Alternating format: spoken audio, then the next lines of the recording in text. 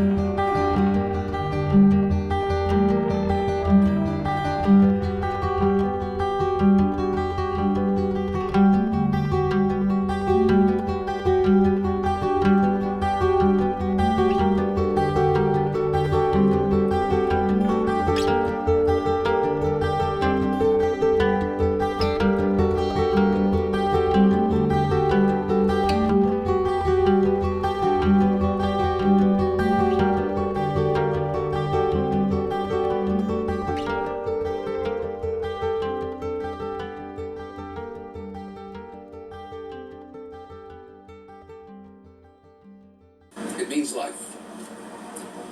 It means closer than any play I've ever dealt with, the meaning of what it is to live your life.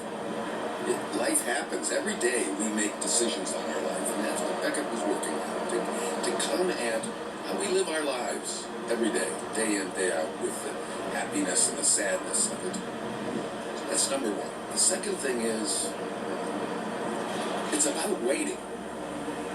But perhaps more, it's about waiting to be rescued. And no one's going to rescue you. No one is going to rescue you. You have to rescue yourself. And that's where Godot and Dee Dee are stuck. Godot knows this. Godot knows that he has to do it, but he doesn't have the courage.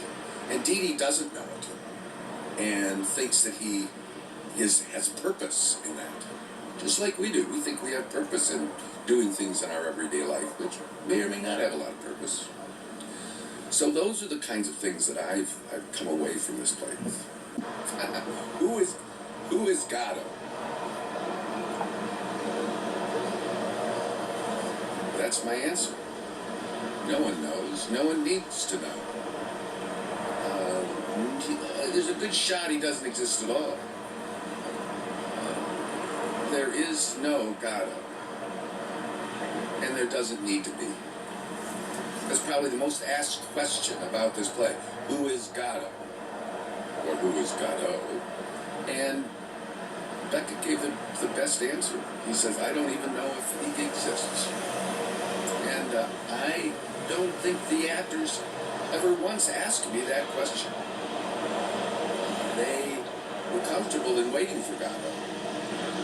And they were comfortable not knowing who Godot was. Today is where we're going to talk, you two are going to talk to Jamaica about your characters.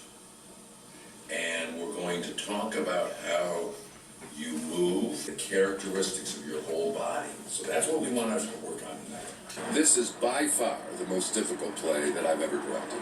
And I can't imagine me ever directing a more difficult one. More difficult for the director, more difficult for the actors. I mean, it's really hard for the actors. 87 pages of one-liners with 100 non sequiturs and poetic rhyming and strange visions of reality.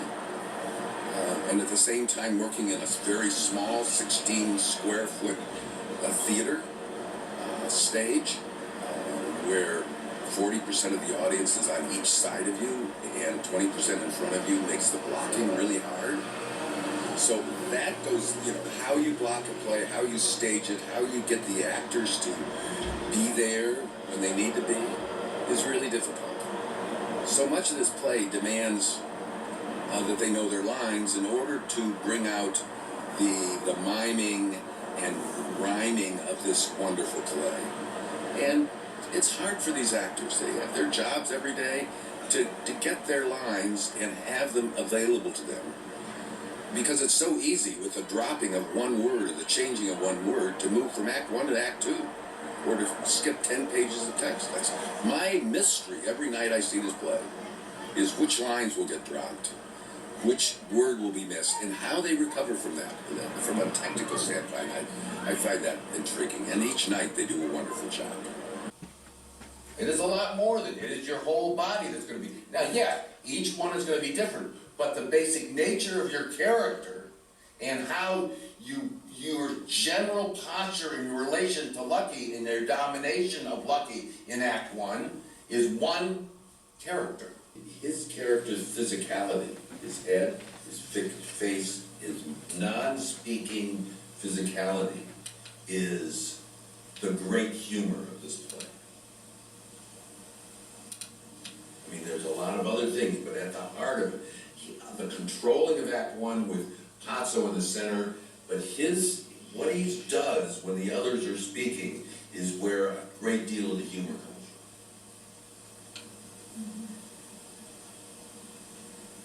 Why don't you start the play the way we were talking about? Could we do that, Jamaica, or do you want to do something else? I would like to have him start. The first thing in the play is he has to come on stage and give everyone permission to realize this is comedy. What would I tell another director?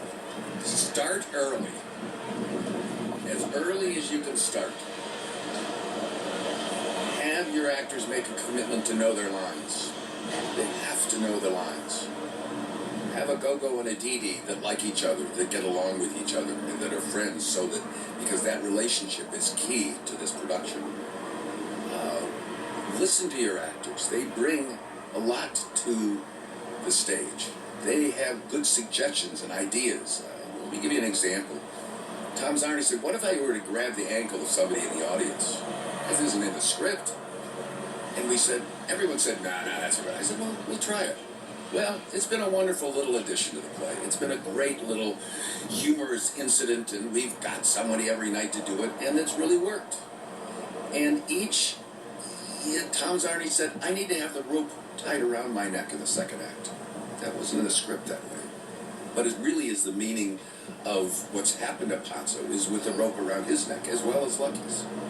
So there were 100 such incidents of how to present a scene or a character at any given moment. And I would tell a director in community theater to solicit information and understanding from your actors and listen to them. Okay? We have to work through that, and we are going to work on your body if we have to spend hours on it. Just you and me in the room alone. We don't need anybody else but you and I. Then we can put a thing up here and we can go at it. I don't know how else to do it.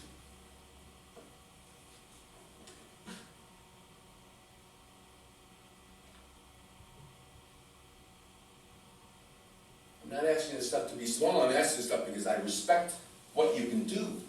That's what I want you to do. And I haven't communicated it very well. And you haven't communicated your stuff to me very well.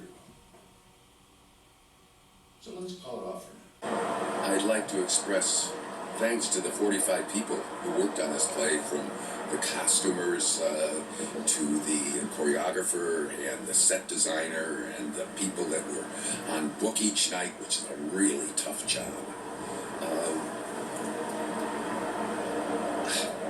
I think that